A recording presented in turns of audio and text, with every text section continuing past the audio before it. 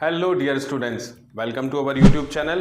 मेरा नाम मोहित है और आज हम पढ़ने वाले हैं आपकी क्लास 10th में इकोनॉमिक्स का जो सब्जेक्ट है आपका, उसमें चैप्टर 2 जिसका नाम क्या है, सेक्टर्स ऑफ इंडियन इकोनॉमी। तो चलिए शुरू करते हैं और विश्वास कीजिए आज का ये जो वीडियो है ये एक इंट्रोडक्शन पार्ट है आपके इस चैप्टर का, और जैसे जैसे ये वीडियो में हम आगे बढ़ते जाएंगे आपके माइंड में कंसेप्ट क्लियर होते चले जाएगा कि आखिर सेक्टर्स ऑफ इंडियन इकोनॉमी का मतलब क्या है। तो चलिए लेट्स स्टार्ट। सबसे पहले जैसा आप देख रहे हैं लिखा हुआ है introduction to economic sectors.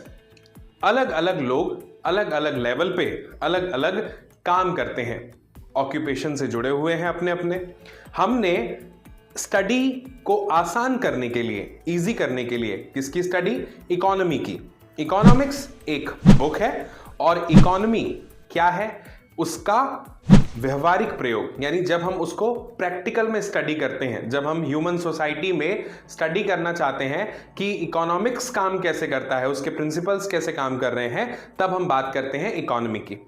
Okay, ये आपने फर्स्ट चैप्टर में बहुत अच्छे से समझा है। आई नो, अगर आपने अभी तक वीडियो नहीं देखे हैं तो आप जाके देख सकते हैं, हमारी प्लेलिस्ट में आपको मिल जाएंगे। तो जब मैं बात कर रहा हूं अलग अलग सेक्टर्स की, तो ये चैप्टर इसलिए भी इंपॉर्टेंट हो जाता है क्योंकि इससे ये समझ में आएगा कि हमारे घर में हमारे जो पापा हैं, भैया हैं, वो जो काम कर रहे हैं वो कौन से सेक्टर्स में आता है। तो चलिए समझने की कोशिश करते हैं।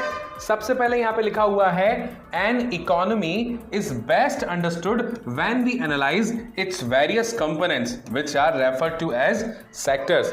इकोनॉमी को समझने के लिए सबसे आसान तरीका है कि उसके सेक्टर्स को समझ लेना, क्योंकि जब हम उसके सेक्टर्स को समझ लेते हैं तो आप बिलीव कीजिए कि आपको सारी चीजें आपके सामने एक ही पर्सपेक्टिव में अलग अलग क्लासिफाइड नजर आने लगती हैं। इसको समझने के लिए मैं आपको एक छोटी सी रियलिस्टिक स्टोरी से समझाता हूं।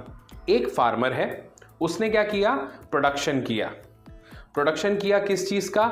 उसने गेहूं पैदा किए। उसका एक खेत था, फील्ड था, वहां पे उसने खेती करी और गेहूं पैदा किए। अब एक कंपनी है जिसे बिस्किट बनाना है और उस कंपनी ने सोचा कि क्यों ना वो मार्केट में कुछ अलग प्रोडक्ट लेके आए। तो उसने सोचा कि वो आटे के बिस्किट बनाएगी, यानी गेहूं के आटे के बिस्किट। तो उस कंपनी ने गेहूं खरीदने के लिए इस फार्मर से कांटेक्ट किया और इस फार्मर ने वो गेहूं उस कंपनी को बेच दिए। फिर कंपनी ने क्या किया? कंपनी के पास में अपना इंफ्रास्ट्रक्चर था और उसने उस गेहूं से आटा बनाया और उस आटे में कुछ चीजें और ऐड ऑन करके बिस्किट बना दिए और उन बिस्किट की पैकेजिंग कर दी और फिर एडवर्टाइजमेंट्स चलाए उस बिस्किट के। आपके फेवरेट एक्टर्स एक्ट्रेसेस ने मिलकर के उन बिस्किट्स की पैकेजिंग के एडवर्टाइजमेंट्स किए। एंड आफ्टर दैट जिन कंज्यूमर्स तक वो बिस्किट पहुंचाने थे, कुछ लोग आए और उन्होंने उन कंपनी वाले जो बिस्किट है, जो प्रोडक्ट है, उनको उन दुकानों तक पहुंचाया जहां पे आप पहुंच जाते हैं लेने के लिए बिस्किट्स को, और कंज्यूमर्स तक जिन्हें वो बिस्किट चाहिए, जिन्हें उनकी डिमांड है, उन तक वो बिस्किट्स पहुंच गए। तो हमने 3 हिस्सों में इस कहानी को समझा, इस स्टोरी को समझा। फर्स्ट पार्ट में एक व्यक्ति है जो कि फार्मर है, उसने गेहूं पैदा किए, उसने प्रोडक्शन किया वीट का। सेकेंड पार्ट में वो कंपनी है जिसने गेहूं लिए और क्या किया? उससे बनाए बिस्किट। एंड थर्ड पार्ट में कंज्यूमर है, कंज्यूमर ने क्या किया? उस बिस्किट को परचेस किया शॉप से और उसे कंज्यूम किया। राइट? तो ये 3 लोग अलग अलग 3 सेक्टर्स में आते हैं। कैसे? क्या इस सेक्टर में कंज्यूमर भी है? नहीं। थर्ड पार्ट में थोड़ा सा ट्विस्ट है। जिन लोगों ने कंपनी से उस बिस्किट को कंज्यूमर्स तक पहुंचाया या उन शॉप्स तक पहुंचाया जहां पे कंज्यूमर्स की पहुंच है, वो ट्रांसपोर्टेशन वाला पार्ट थर्ड सेक्टर में आता है। तो थोड़ा अच्छे से समझेंगे फर्स्ट सेक्टर क्या होता है। वो किसान जिसने क्या किया? गेहूं पैदा किए। अगर वो गेहूं नहीं उगाता, वीट का प्रोडक्शन नहीं करता, तो क्या कंपनी को गेहूं मिलते? नहीं मिलते बिस्किट बनाने के लिए। फिर उसका पार्ट जब खत्म हुआ तो कंपनी आई, कंपनी ने क्या किया? गेहूं लिए और उससे बिस्किट बनाए। कंपनी नहीं होती तो क्या बिस्किट बनते? नहीं बनते। तो समझने वाली बात यह है कि पहले सेक्टर में जो लोग आते हैं वो डायरेक्ट नेचुरल रिसोर्सेज जो होते हैं हमारे, जो हमें नेचर से मिलते हैं, उनसे प्रोडक्शन करते हैं डायरेक्ट, बिना उसमें किसी तरह का कोई वैल्यू एडिशन किए। एक किसान आटा नहीं पैदा करता, वो गेहूं पैदा करता है, राइट। तो बस यही चीज को समझिए। मछली पालन करना है ना, फिशिंग, ये चीजें प्राइमरी सेक्टर्स में आती हैं, जो कि फर्स्ट सेक्टर में है इकोनॉमी के। सेकंड सेक्टर प्रोडक्शन है, कंस्ट्रक्शन, मैन्युफैक्चरिंग, ये सारी चीजें उसमें आती हैं, जैसे बिस्किट बनाना। और थर्ड सेक्टर जो है, जिसे हम टर्शरी सेक्टर भी कहते हैं, उसमें आता है क्या, आपका ट्रांसपोर्टेशन और बाकी की सेवाएं देना। चलिए थोड़ा इसे डिटेल में समझते हैं। सेक्टोरल क्लासिफिकेशन के बारे में मैंने यहां पे मेंशन किया है, economic activities can be classified into 3 major sectors based on the type of work के टाइप के बेसिस पे क्या किया है, 3 मेजर सेक्टर्स में हमने इन्हें डिवाइड कर दिया है। सबसे पहला है प्राइमरी सेक्टर। प्राइमरी सेक्टर में कौन कौन सी एक्टिविटीज हैं, ऐसी एक्टिविटीज जिसमें इन्वॉल्व है क्या, direct use of natural resources आपको पता है बेसिकली वो होते हैं जो हमारी बेसिक नीड्स को या नीड्स को फुलफिल करते हैं, उन्हें हम रिसोर्स कहते हैं। जैसे हमें प्यास लगी, हमने पानी पी लिया और प्यास हमारी बुझ गई, तो वाटर क्या है, रिसोर्स है। क्या वाटर आपने अपने घर में बनाया? नहीं, हमें नेचर ने दिया। तो वाटर एक नेचुरल रिसोर्स है, राइट, बिल्कुल। तो नेचुरल रिसोर्स का डायरेक्ट यूज करके जो एक्टिविटीज जिसमें इन्वॉल्व हो रही है, जैसे कि फॉर एग्जांपल एग्रीकल्चर में डायरेक्ट यूज है जो नेचुरल रिसोर्स है उनका।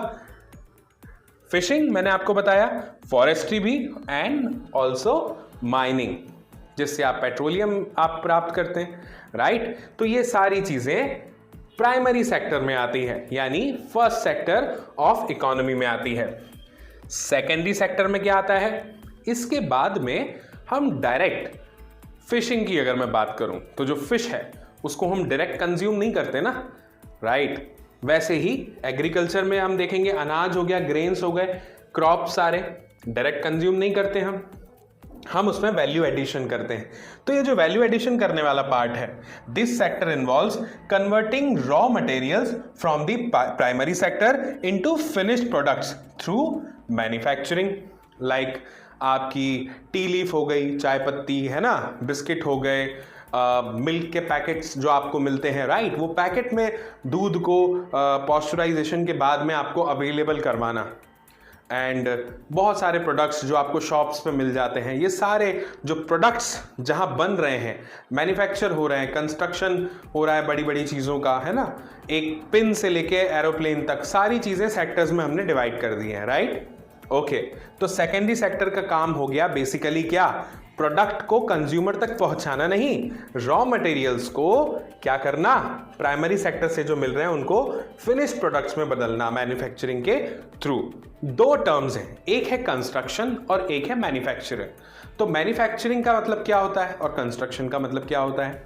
एक बिल्डिंग है जो बन रही है, इसमें आप क्या कहेंगे, मैन्युफैक्चरिंग हो रही है या फिर कंस्ट्रक्शन हो रहा है बिल्डिंग का। आपने कंस्ट्रक्शन सुना होगा। मोबाइल का कंस्ट्रक्शन होता है या मैन्युफैक्चरिंग होती है, मैन्युफैक्चरिंग सुना होगा।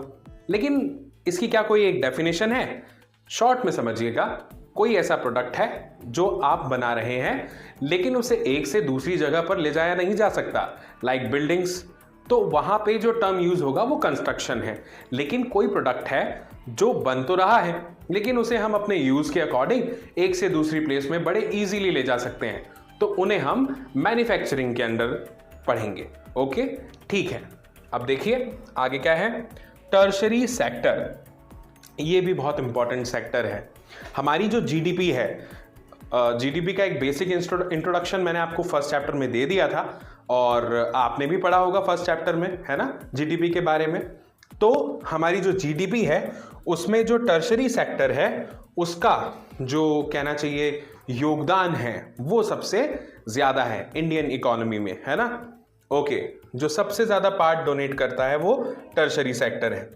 देखिए कंट्रीब्यूशन जो है वो टर्शरी सेक्टर का है। It include services like banking, हम बैंकिंग का सबसे ज्यादा यूज करते हैं, राइट, ट्रांसपोर्ट का करते हैं, कम्युनिकेशन का करते हैं, आप मोबाइल फोन यूज करते हैं, right, education that help support primary and secondary activities also.